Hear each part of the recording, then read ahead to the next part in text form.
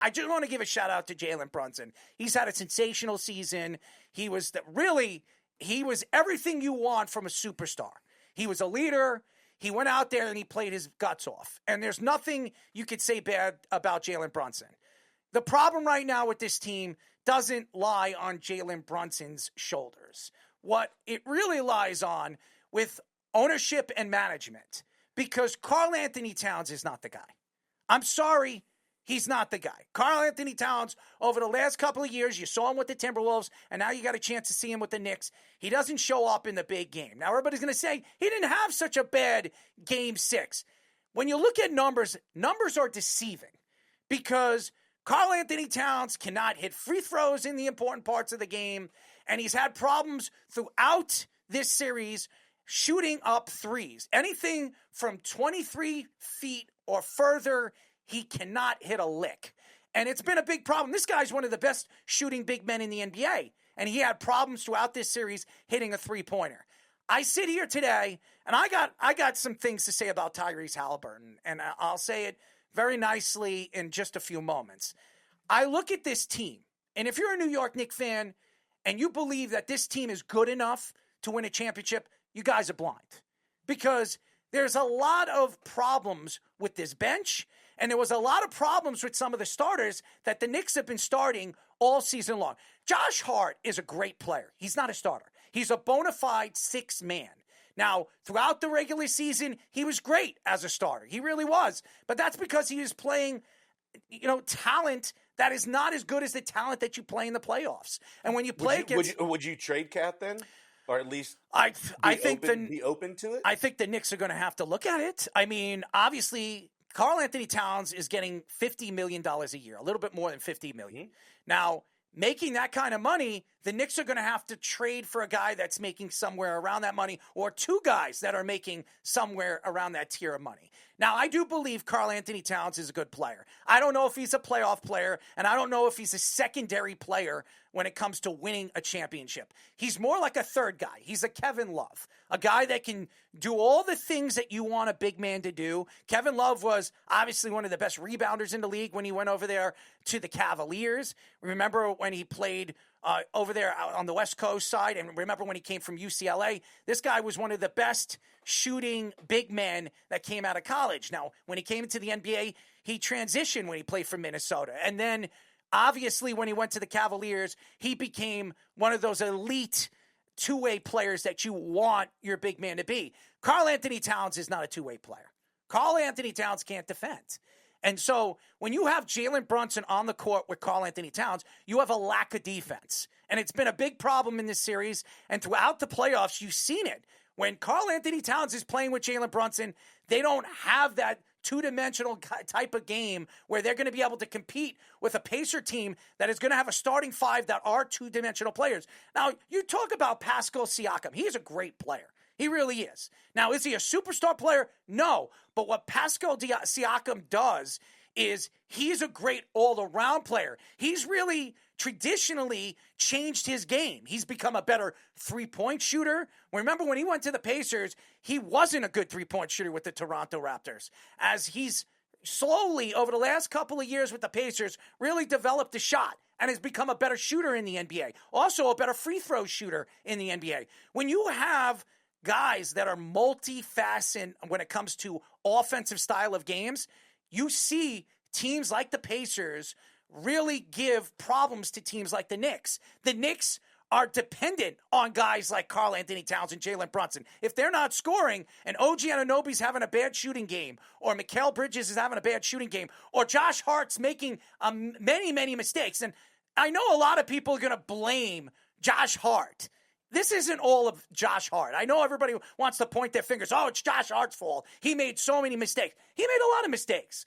I don't think he should be taking all of the bad credit, and I mean bad. It's not even credit, just the bad, surplus of what happened in this series. What happened in this series really stood right there, smacking your face. It was coaching. Rick Carlisle is a better coach than Tom Thibodeau, and anybody that doesn't believe it, well, just look at the transition of one half to the other. Rick Carlisle just plays a different style of offense. And remember, Rick Carlisle was more of a defensive-sided coach. He's become more over the last couple of years as a two-dimensional coach. And he's really started this high-paced offense that the NBA has not seen over the last couple of years. The last time I've seen this high-paced offense, it was the OKC Thunder with Kevin Durant, Russell Westbrook, and James Harden, and Serge Ibaka. The league really traditionally plays a half-court game. When you watch this team play, they play full press offense all game long.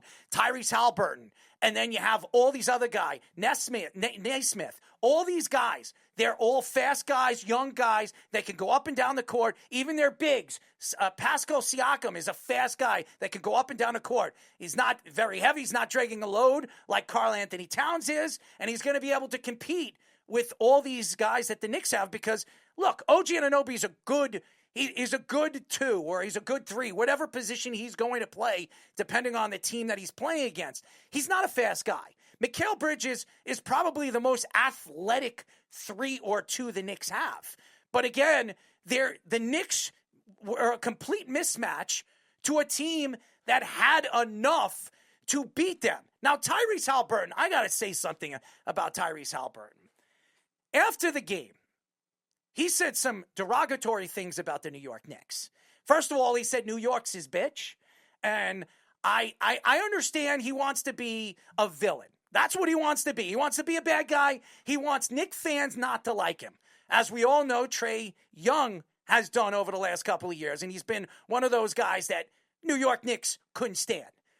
But when you go out there and you have your girlfriend, your fiance, out there on social media saying, go home, New York, go home, and go New York home, or whatever the hell she was doing, and then Tyrese Halliburton cracking jokes and saying that the Knicks are not as good a team as everybody thought they were going to be going into the series, that they were the better team, that the Knicks are so overrated. He said a lot of interesting things. When he sat with Charles and he sat with Kenny and he sat with Shaquille O'Neal and Ernie Johnson, it was so disrespectful because he didn't say, congratulations to a great season for the New York Knicks. Jalen Brunson went out there. He congratulated Indiana. You saw all the Knicks. Josh Hart coming out and saying that they were the better team. They deserved to win. All the Knicks pretty much went out there and said what they felt. But Tyrese Halliburton's so unjust, just a piece of garbage, that he went out there and did whatever he could to throw the Knicks under the bus as a professional organization. And he really before this series even came up or even came to that point that they were playing the New York Knicks, he said that the New York Knicks fans were crap, and he said Madison Square Garden is one of the most overrated places to play in all of the NBA. Meanwhile, you have there was a lot of players over the last couple of years. Dirk Nowitzki, Michael Jordan, Kobe Bryant, LeBron James, all these guys, Tim Duncan, all these superstar players that have come out and said that Madison Square Garden is one of the best places to play in all of sports. You have this guy who, by the way, is one of the most overrated superstars in the NBA. I don't care what anybody says. You're going to look at his numbers. You want to say that in Game 4, I think it was, where he put up those ridiculous triple-double numbers, and everybody says, have we ever seen a player have no fouls and put up those kind of numbers? 30, 11, and whatever. It was 15. Whatever the numbers were, he had sensational numbers. The problem with Tyrese Halliburton is not his game. It's the way he perceives his game to be. He is not Jalen Brunson. He's not Shai Alexander. He's not as consistent as these players are offensively. He's either hot or he's not. What did he score in that final game against the Knicks in Game 6? What was it, 18, 20 points? I don't know the numbers right in front of me, but it was somewhere around those numbers. He didn't have one of his great games. He didn't put up the ridiculous numbers. As a matter of fact, he scored 8 points going into the fourth quarter. He scored 10 points with the last 8 minutes of the game against the New York Knicks. He didn't have one of those fabulous games, and I'm not surprised that Siakam won it because he was the better two-way player in this series. But you go back and you wonder what Rick Carlisle has said over the last couple of weeks with the New York Knicks and saying that the Knicks are flawed. They are flawed. The New York Knicks are a flawed offensive team.